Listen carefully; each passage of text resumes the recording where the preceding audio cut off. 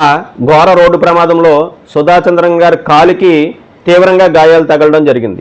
అక్కడ ఉన్నటువంటి హాస్పిటల్లో గాయం తగిలినటువంటి కాలుకి కట్టి పంపించడం జరిగింది. 2 వారాల తర్వాత మద్రాసు వచ్చి కాలు గాయం విపరీతమైన బాధ పెట్టడం మూలంగా చెన్నై హాస్పిటల్లో చూపించడం జరిగింది.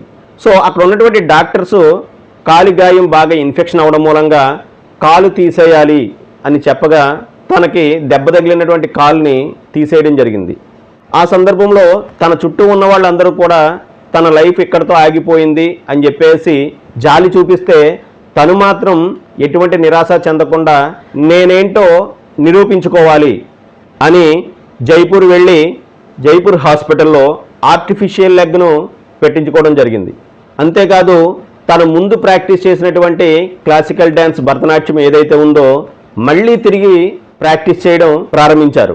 జైపూర్ ఆర్టిఫిషియల్ లెగ్ పెట్టించుకున్న తర్వాత ఆమె ఆత్మవిశ్వాసంతో తను అనుకున్నటువంటి లక్ష్యాన్ని చేరడానికి తను నాట్య ప్రదర్శనలు ఇవ్వడం మొదలుపెట్టారు.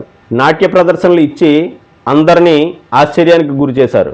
తన నాట్య ప్రదర్శనకు అనేక మెప్పులు అవార్డులు రావడమే కాకుండా అనేక సంస్థల నుండి ఆహ్వానం రావడంతో ఆమె అక్కడ కూడా ప్రదర్శనలు ఇచ్చి చాలా అవార్డులు గెలుచుకున్నటువంటి సందర్భం మనం చూసాం.